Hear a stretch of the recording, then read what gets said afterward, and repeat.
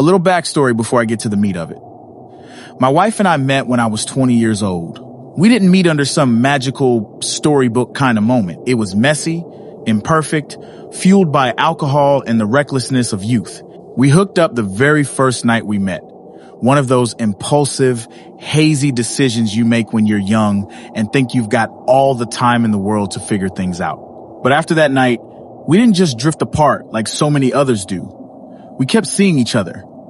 Days turned into weeks. And then one day, she told me she was pregnant. That moment flipped my entire world upside down. I was just a 20-year-old kid, still trying to figure out who I was, and suddenly the possibility of fatherhood was staring me dead in the face. Despite the shock, something in me knew I couldn't run from it.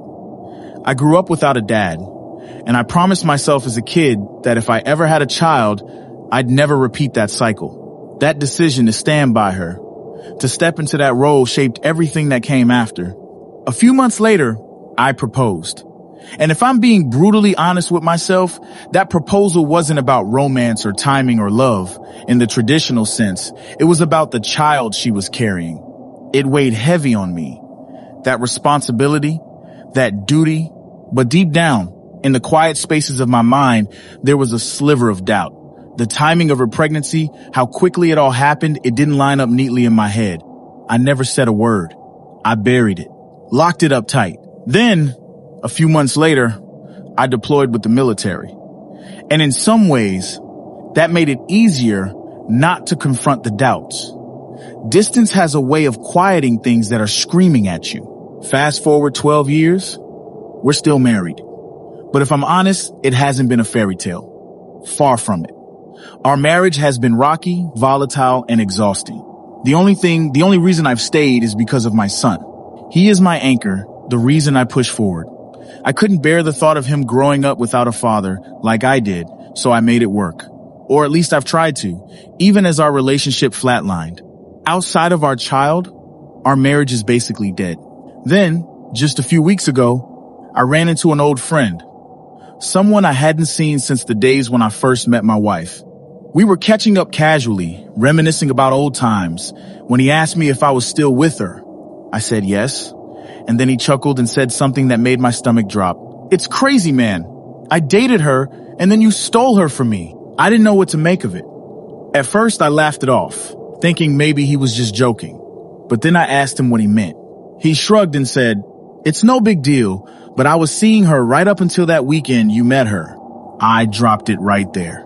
But inside, the floodgates opened. Those old doubts I'd buried 12 years ago came roaring back with a vengeance. I couldn't shake it. Every memory, every timeline, every little thing started twisting and replaying in my mind.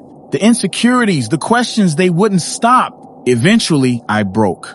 I ordered a DNA test kit. Quietly, secretly.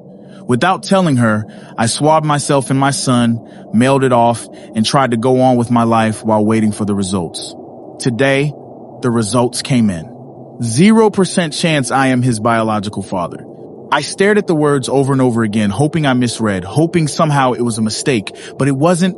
My entire world just collapsed. I don't even have the words to describe what I felt in that moment. Anger, betrayal, sadness, numbness. It was like my entire marriage, my entire adult life had been built on a lie.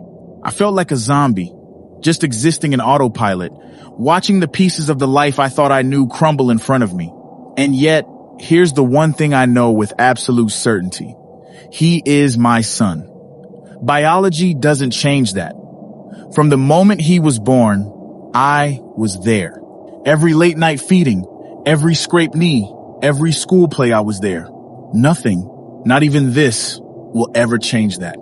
I will never abandon him. The real question, the one eating me alive, is what to do about my wife. Do I confront her? Do I tell her I know? Did she know all along, or was she just as in the dark as I was? Was this all some elaborate lie, or just a mistake that spiraled? These questions won't stop, and I'm terrified of the answers. Because no matter how strained our marriage has been, I still love her in some way. Maybe not the same kind of love as when we first started, but it's there. And I know that if I bring this up, it will shatter her.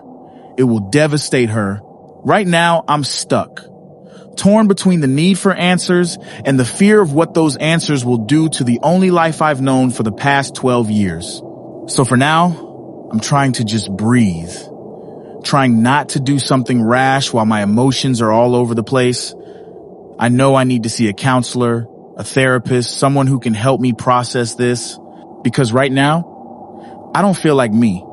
I feel like a hollow version of myself, running on fumes, lost in a storm of anger, heartbreak, and confusion.